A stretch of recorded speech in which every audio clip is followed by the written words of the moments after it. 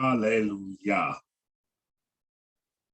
Abba Yahweh, we just come to you now on this set apart day.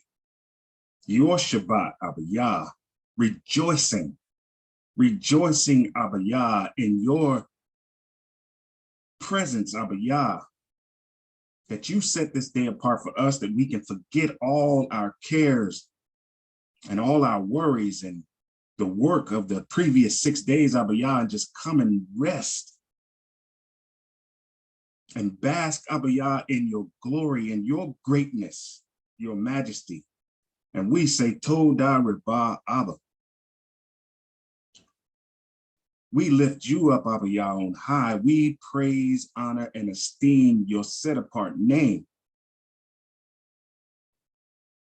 And we also come, Abba Yah, in thanksgiving, saying, Todah Rabah Abba, for giving us this life, for sustaining this life, Abba Yah, and feeding us the bread of life through the Ruach HaKodesh that you bless us with, Abba Yah. We give you thanks for putting your hedge of protection around us, Abba Yah, for touching our bodies when we ache and when we are ill, Abba Yah, for giving us shalom, Abba Yah, in this turbulent world, in this land of our captivity, Abba Yah. We give you thanks, Abba Yah, for the shepherds that you put over us, that are leading us, Abba Yah, through your Ruach HaKodesh, through your inspiration, Abba Yah, down the path of righteousness. And we take none of it for granted, Abba Yah. We are truly blessed, and without you, Abba Yah, we would be nothing. We would still be in the congregation of the dead, Abba Yah. So hallelujah, hallelujah. We thank you, Abba Yah, for your love and your mercy and your grace. And we ask, Abba Yah, that you continue to bless us, continue to wash us, shape us into vessels of your will, Abba Yah. That your greatness will be seen, Abba Yah, through us, your children, your servants. And that the rest of the world, Abba Yah, and especially our brothers and sisters that are still seeking you, Abba Yah,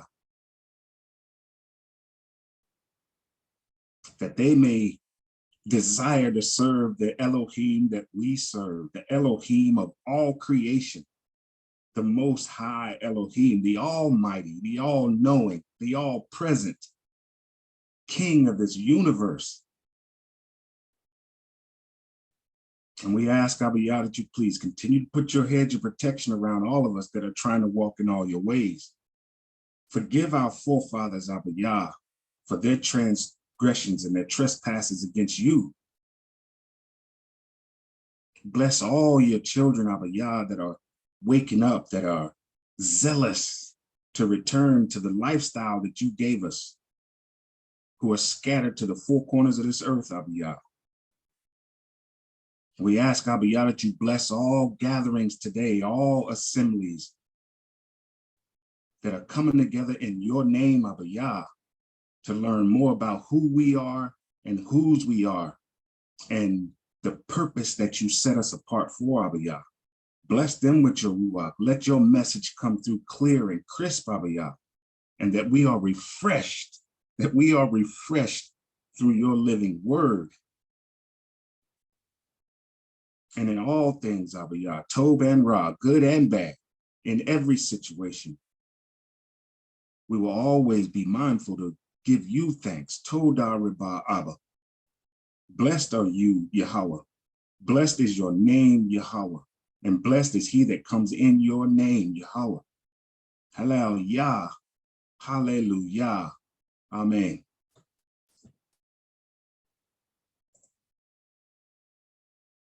All right, Mishpachah, we'll get started in this culture. And I know we harp on this culture a lot. We've covered this culture and cultural language exhaustively.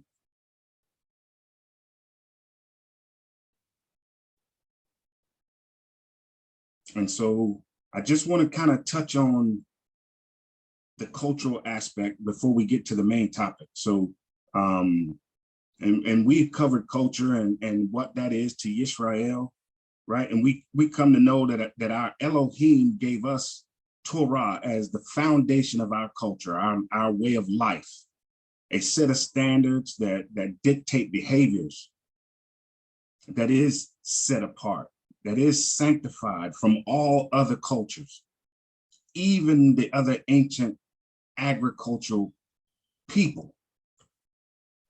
We came to understand that culture is inward first, right? Remember, it's attitude, it's character, it's ruach, that power, that love, and that sound mind. It's faith in the promises of the Most High. It's our gratitude for the Most High's favor upon Yisrael, upon us. It's dedication and duty to honor the covenant, which is our promises to the Most High. And we also understand that culture is outward also. It's how we are seen in the eyes of the nations. It's how we dress. It's our garments with the fringes and the ribbon of blue. It's what we eat. It's our modesty and our confidence in the word of the Most High. It's the respect for one another and our boasting in our Elohim. And all of that is expressed through our cultural language. And remember, language is not just the words, but for this purpose, since we're disconnected from it, really all we have is the words of our ancestors.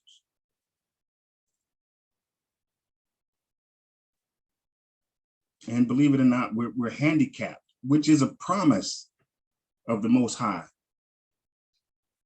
for disobeying, for forsaking the covenant. It's a handicap that we were cut off, discontinued from it.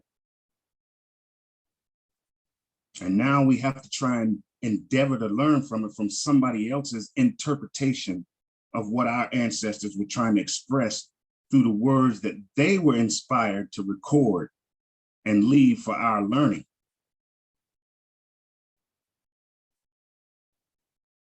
I want to go back to Bereshit chapter 2 real quick, and then we'll move on to the main subject, the main topic of this study. And this is just to highlight the differences in Hebraic language and English language, which is how we express our thoughts and our emotions. There's differences in the two cultures in the way we express those thoughts and those emotions. And so that's what we're going into this cultural portion and the language, so that we can recognize the differences when we read the words of our ancestors, even though they're translated into another tongue. All right, so let me share screen real quick.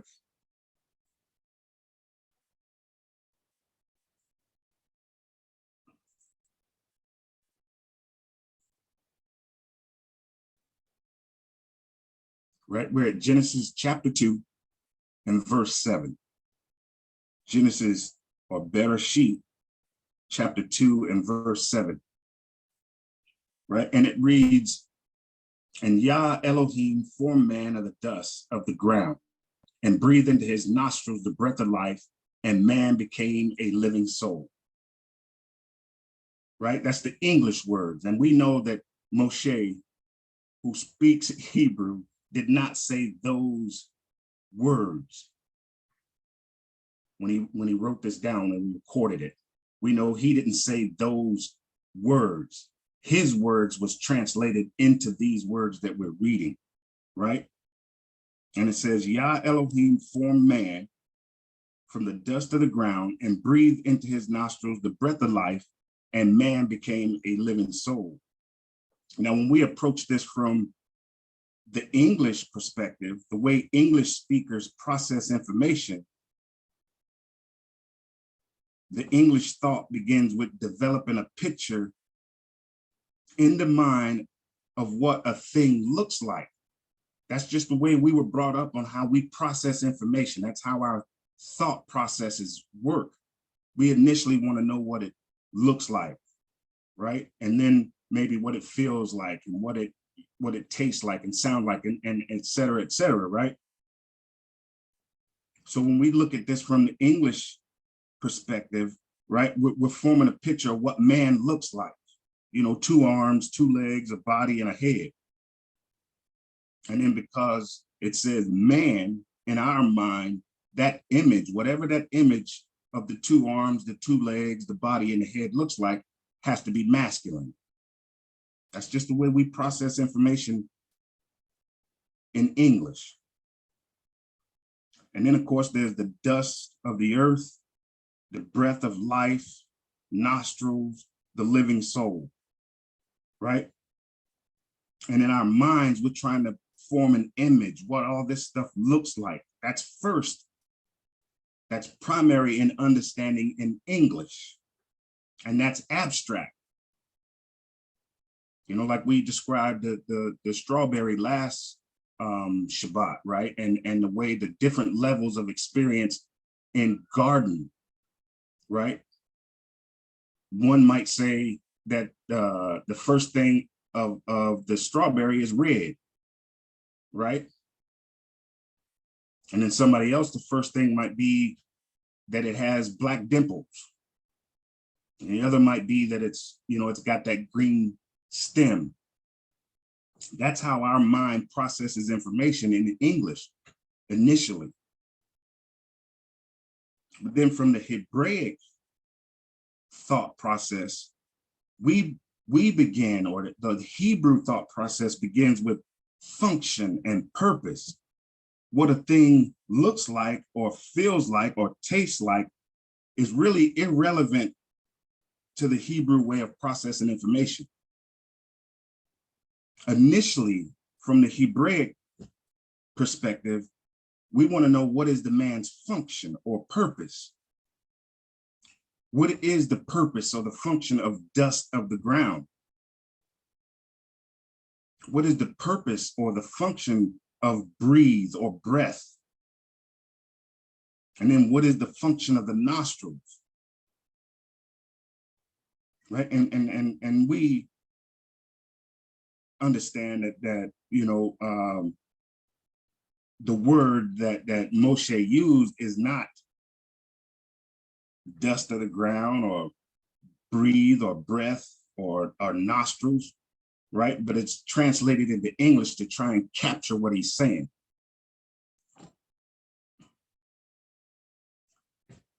And because the way we're taught to think and process information, we might see the Most High scooping up a handful of dust and shaping that dust into arms and legs and a body with a head. And then like CPR, breathing into the man's nostrils, and then the man coming to life. From an English perspective, that might be the way we form this picture of understanding in our mind based on these English words. But from the functional and purposeful way of thought of the Hebrew, we might understand that the Most High took this useless, purposeless man and really mentoring him, setting him apart with the purposeful way of life so he could perform the duty of dressing and keeping the garden. That's more concrete. And it lends to better understanding as we go through scripture, right? We can see this same language in the book of Isaiah, chapter 40, when he talks about the way the Most High regards the other nations, right? And in Isaiah, it says that the Most High regards the other nations as nothing. And then he says, describes it as the tiny dust that's on the balance. That tiny dust has no effect on the balance. It serves no purpose to the balance, to the scales. That's from the Hebraic perspective. That's the same cultural language that Moshe is using back in Bereshit. It's the same type of language in the Brit Hadashah in the New Testament when Yahawadah says that if you believe on me as the scriptures has said, then out of him will flow rivers of living water, right? And then if we look back at Bereshit, we know, well, the garden is paradise, right? The Garden of Eden is paradise. And when we can get into that a little bit later, but we know out of Eden flowed a river that broke off into 4 different heads that fed the land of Eden. Living water. That's Hebraic language. That's cultural language. And then the Most High did it again with Israel in Sinai. He breathed a set-apart way of life into us with Torah for his purpose. And then he set us in the land that flows with milk and honey. The same way you breathe a particular breath of life into your children or whoever you may have any type of influence on, that you might be in the position of mentoring so that they will have a particular way of life, a purposeful way of life. And of course, if we're raising our children in righteousness, if we're breathing righteousness into them, that is that breath of life that we're breathing into them, and so that they can be purposeful to the Most High.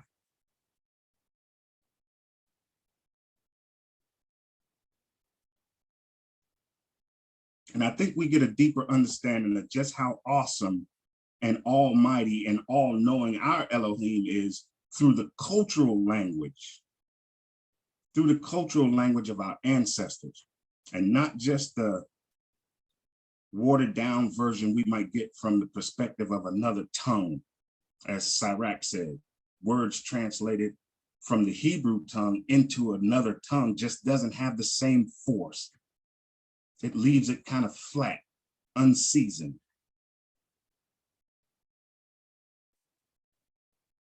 Our ancestors are telling us how precious this Torah lifestyle is that our Elohim gave us, so we can be useful to him, set apart for his purposes. That's holy.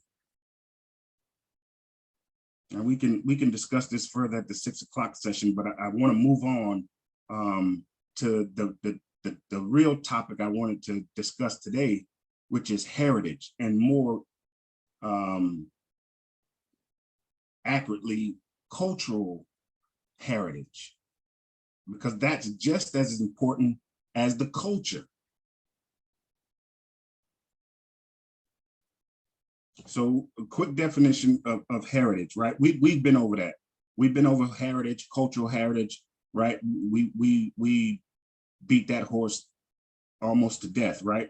But just to kind of refresh your memory, heritage, right? Which is an inheritance, what you inherit, right? And this heritage is valued objects, and this is the dictionary.com definition. It's valued objects and qualities such as cultural traditions, unspoiled countryside, historic buildings that have been passed down from previous generations. Valued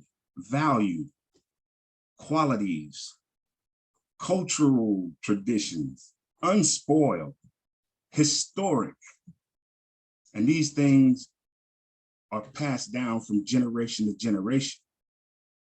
That's heritage. It becomes a heritage. That thing that is inherited becomes a heritage. I want to go to the book of Ecclesiasticus, or Sirach in the Apocrypha, and then I'll get to the close. Let's go to Ecclesiasticus, or Sirach in the Apocrypha, in chapter 17. And we're going to start at the top. And for those that don't have the Apocrypha or the Apocryphal books, I'm just going to read it. Now, there's different versions, just like there's different English translations of KJV. So if you have Ecclesiasticus in a different version, I'm using the King James version of Ecclesiasticus, right? And verse 17, starting at the top, and it reads, Yah created man of the earth and turned him into it again. He gave them few days and a short time, and power also over the things therein. He endued them with strength by themselves and made them according to his image, and put the fear of man upon all flesh, and gave him dominion over beasts and fowl. Verse 5, they received the use of the 5 operations, talking about the senses, your senses, the 5 operations of Yah. And in the 6th place, he imparted them understanding, sound mind. And in the 7th, speech and interpretation of the cogitations thereof. Cogitations is like your thought, your comprehension, your rationale. Verse 6, counsel and a tongue and eyes, ears and a heart gave he them to understand. Verse 7, withal he filled them with the knowledge of understanding and showed them good and evil. He set his eye upon their hearts that he might show them the greatness of his works. He gave them a glory in his marvelous acts forever, that they might declare his works with understanding. Verse 10, and the elect shall praise his set apart name. Verse 11, the point. Besides this, he gave them knowledge and the law, Torah, of life for an heritage. For an heritage. All of that he did it and gave it to us as an inheritance. Verse 12, he made an everlasting covenant with them and showed them the judgments, his judgments. Their eyes saw the majesty of his glory, and their ears heard his glorious voice. This is the lifestyle or culture the Most High breathed into Yisrael in the wilderness of Sinai. And that was ordained from the beginning with Adam. The writer here is expressing the priceless value this Torah culture is and worthy to be preserved for generation to generation, and how awesome our Elohim is. Not just for us. We just happen to be the Most High's choice to represent this culture, to represent him to the world. I want to play a short clip. It's about 10 minutes long from the movie called a Piano Lesson. And this is not for our own pleasure on Shabbat. This little short clip is to try and help edify the words of the Most High in heritage. And since this is being recorded for YouTube, I got to state that this clip is being used in the Fair Use Act for educational purposes.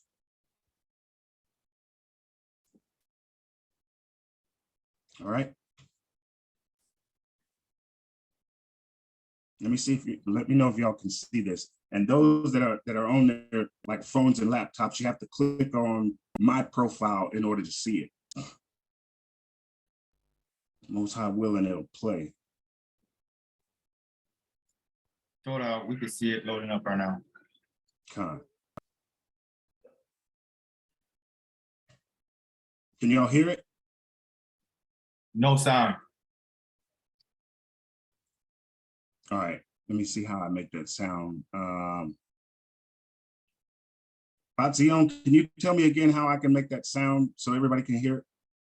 So if you go to the share on the bottom, remember the two buttons? So on the share screen, Yeah. if you go new share and then click the button that says share sound and also optimize for video. And then share, and then we'll be able to see it clearly and hear it. I'll tell you what, let me stop share again. Zaqan, Mr. Ka. All right. And then I want to share again, and then I want to share sound and optimize, and then go to the clip.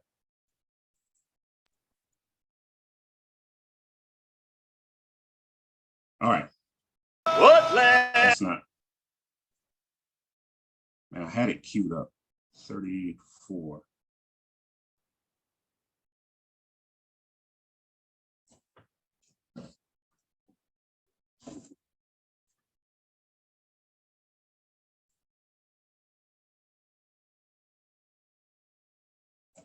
All right, pay attention to this, Mr. Ka. Ain't got to sell it. I'm gonna sell it now. Bernice ain't got no more rights to that piano than I do. I'm talking to the man. Now let me talk to the man.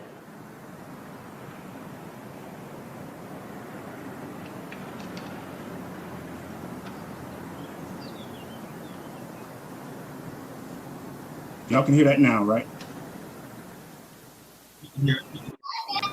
See now, to understand why we say that, to understand about that piano, well, you got to go back to slavery time. See, our family was owned by a fella named Robert Sutter. Now, that was Sutter's grandfather. All right. The piano was owned by a fella named Joel Nolander. Now, he was one of the Nolander brothers from down in Georgia. Now, Miss Ophelia, that was Sutter's wife's name. She fancied herself a player of the piano, having taken it up when she was a little girl. Now, it was coming up on their wedding anniversary, and Sutter figured he'd get her this piano for a present. The only thing with him, Sutter ain't had no money. But he had some slaves. Told Mr. Nolander he'd give him 1.5 slaves for that piano. Mr. Nolander told him, say, okay, but he wanted to have the pick of the litter. He didn't want Sutter to give him just any old body. So Sutter lined up his slaves, and out the whole bunch, Mr. Nolander picked my grandmother Bernice. Now, that's who Bernice is named after. And he picked my daddy when he wasn't nothing but a little boy, 9 years old.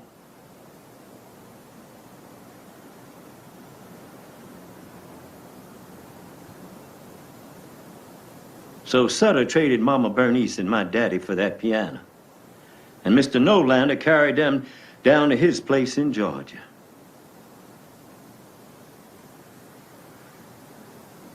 Papa Willie boy stayed on there at Sutter's. And he never did see his family again.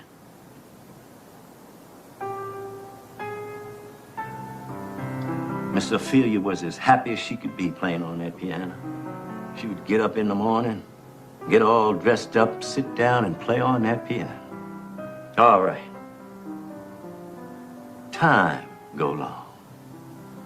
Time go long. Miss Ophelia got to missing my grandmother. The way she would cook and clean the house and talk with it and whatnot.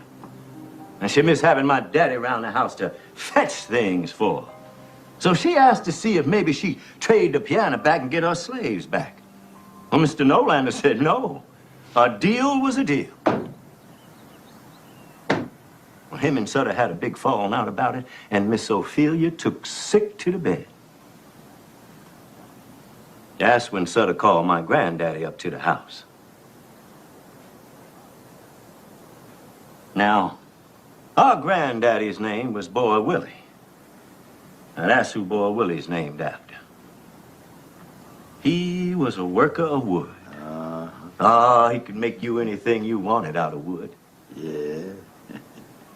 So Sutter called my grandfather up to the house and told him to carve a picture of my grandmama and my daddy's picture on the piano for Miss Ophelia.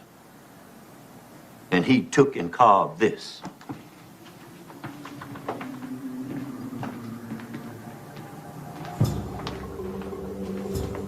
See that right there? That's my grandmother Bernice. And here he put a picture of my daddy. Now he made them up out of his memory. The only thing, he didn't stop there. He carved all this. He got a picture of his mama, Mama Esther, and his daddy, Boy Charles. Now, that was the first Boy Charles. Then he put here on the side all kinds of things. See that? Mm-hmm. That's when him and Mama Bernice got married. They called it jumping the broom. And here he got when my daddy was born. And he got here Mama Esther's funeral. And here he got Mr. Nolander taking Mama Bernice and my daddy away to his place down in Georgia. Now, he got all kinds of things of what happened with our family. When Sutter seen a piano with all them carvings on it, he got mad. He didn't ask for all that. When Miss Ophelia seen it, she got excited. Now she had her piano and her slaves too. She took back to playing on it and played on it right up to the day she died. All right. Now, our brother Boy Charles, that's Boy Willie and Bernice's daddy. Now, I'll tell you what kind of man he was. He was the oldest of us three boys. He's dead now, but he would have been 57 if he lived. He died in 1911 when he was 31 years old. Boy Charles used to talk about that piano all the time. He never could get it off his mind. Even years later, he was still talking about it. He'd be talking about taking it out of Sutter's house. Say it was the story of our whole family, and as long as the Sutters had it, they had us. Say we were still in slavery. Well, me and Whining Boy would try to talk him out of it, but it wouldn't do any good. So on the 4th of July in 1911, when the Sutter family was at the picnic that the county give every year, we went on in there with him and took that piano out of Sutter's house.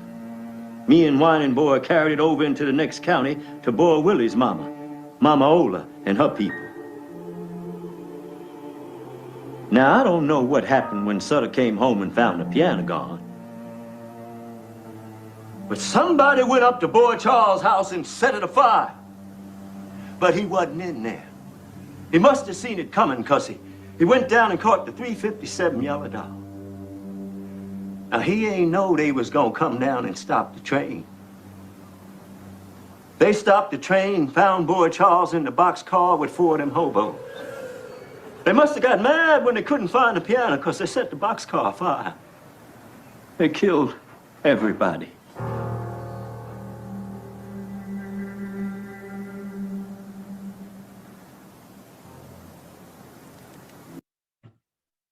Okay, Mr. Picard, I think that's enough to get the point. Let me stop share real quick. And so in the rest of the movie, it goes by Bernice, who has possession of that piano, that heirloom, that heritage. Boy Willie wants to sell it. He wants to sell it and get him some money so he can buy him some land. But Bernice, in the movie, she pulls a gun on him when he tried to take it out of the house. She pulled a gun on him when he tried to take it out of the house. Now, they understood, Bernice, Doker, the one that's telling the story, Whining Boy, they understood how priceless this piano was because of what it represented and what their ancestors endured to preserve it unspoiled. And Boy Willie lost sight of that heritage. Bernice, she was willing to kill Boy Willie in order to preserve the heritage so she could pass that history of her people on to her daughter. And at the end of the movie, Boy Willie comes to understand how valuable and priceless this piece of cultural heritage was to the family. And so, Mishpachah, as we get closer and closer to returning to our culture through the language of our ancestors, the hope is that we will have a deeper appreciation, like Bernice and Doka appreciated that heirloom, that heritage, that piano of who we are and whose we are. And the reason we were set apart, why we were made holy. So we can understand this priceless heritage, Torah, this lifestyle. So we can understand this worthy, this heritage, this heirloom. We can understand and appreciate how valuable it is to us, to the next generation. And just like how they were willing to, well, how Bernice was willing to kill, to preserve it. You know, we saw that in the Maccabees. They were willing to kill and die to preserve our culture so that they could, because they recognized its value, its heritage that they wanted to pass down from generation to generation. So when we go through these scriptures, we need to approach it from first a cultural Hebraic aspect. Even if we don't, we will still get the message. That's the greatness of the Most High. That's the infinite wisdom, grace, love, mercy of the Most High, that even if we don't endeavor to dig deeper into the culture, we will still get it. We will still get the picture. But if we understand our culture, if we dig into our culture and we understand its value, its heritage, then it'll be that much easier to preserve it, that much dedication to preserving it so that we can pass it down, this priceless heritage, from generation to generation to generation, that we can breathe this breath of life into the next generation that's coming up. Hello, Yah. Hello, Yah.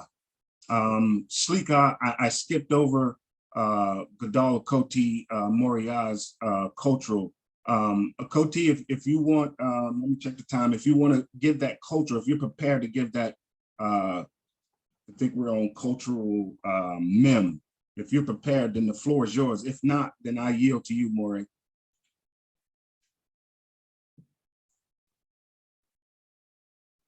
We're gonna do that portion. We'll let her start off doing the second portion at 6. She can go into that. I'm gonna Abadal now translate some of what you were sharing. Oh, I forgot.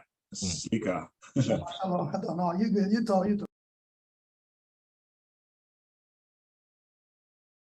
La importancia de la cultura, ¿no? De las cosas que a veces para una persona no tienen valor y para otra sí. Entonces puso como un pedazo de una película acerca de un piano que una familia había heredado del tiempo de la esclavitud, pero entonces otras personas que eran nueva generación querían venderlo para comprar una tierra, porque daban buen dinero por el piano, porque era un piano antiguo. Y entonces este hombre estaba dispuesto a defender el piano ese por sobre todas las cosas.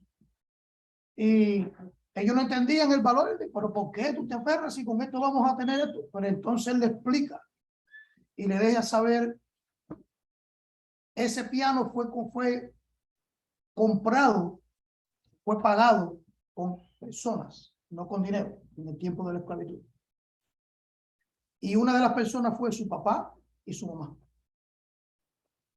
Y con el tiempo ellos se casan, porque no eran esposos, pero se casaron y tuvieron hijos. Y entonces el tío de él hizo en el piano figuras de la cara del papá, de la cara de la mamá, porque trabajaba bien la madera. Y decoró el piano de una forma con su herencia de su familia. ¿Ve?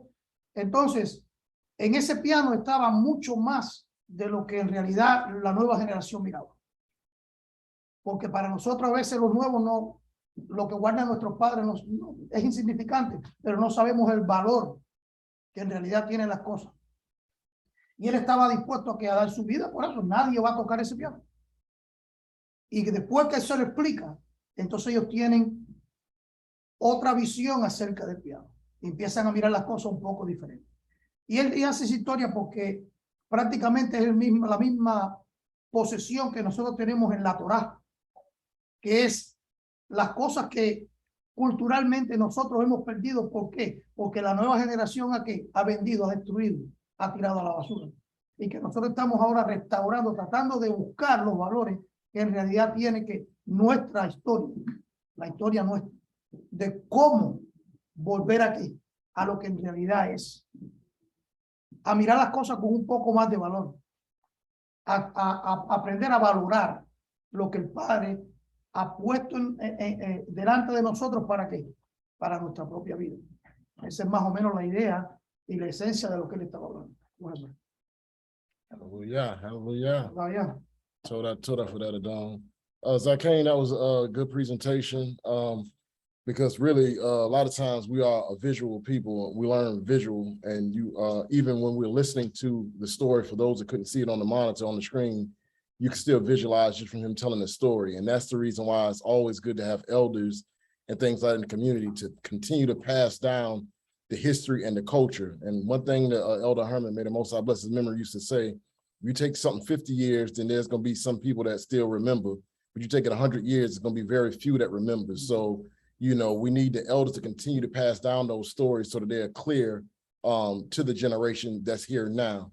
Es importante, le está diciendo al Zaqan Yaiqab que la lección que él dio es una lección muy importante, porque nosotros como personas, como decía el de Herman, que a lo mejor en 50 años una persona se acuerdan, pero en 100 años ya la nueva generación no se acuerda ni tiene la idea de lo que esa persona de 100 años vivió.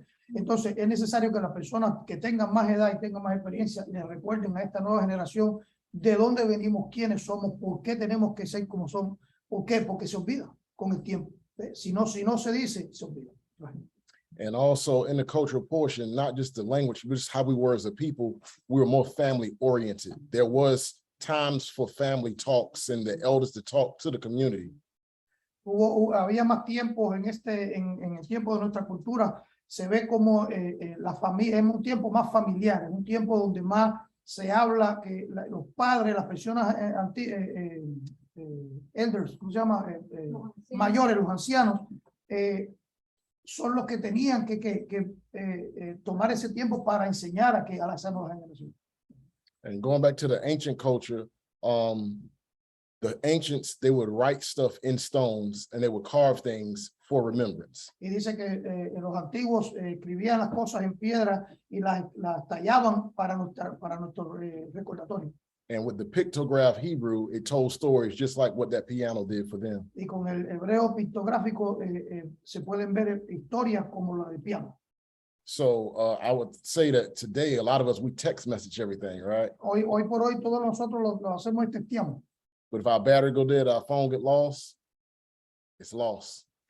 Pero cuando una cosa se pierde, cuando el teléfono se pierde toda la información. And most Bibles in the back, they have historical records you can put for marriages, births, so on and so Y forth. muchas de las Biblias de la parte de atrás tienen unas páginas donde te puedes buscar la información sobre el matrimonio, sobre lo que tú quieras. Ahí puedes buscar cualquier tipo de información. We need to get back to writing down and transcribing our history so that generation to generation, that stuff can pass on. Nosotros tenemos que volver para atrás para como escribir nuestra historia. ¿Para qué? Para que la nueva generación nunca se olvide de eso. As y'all know, I just lost my father in February, Yo perdí a mi padre en febrero and I end up finding his notebooks full of information y encontré su libro de notas con mucha información about certain important members to him and the family. acerca de muchas memorias sobre la familia.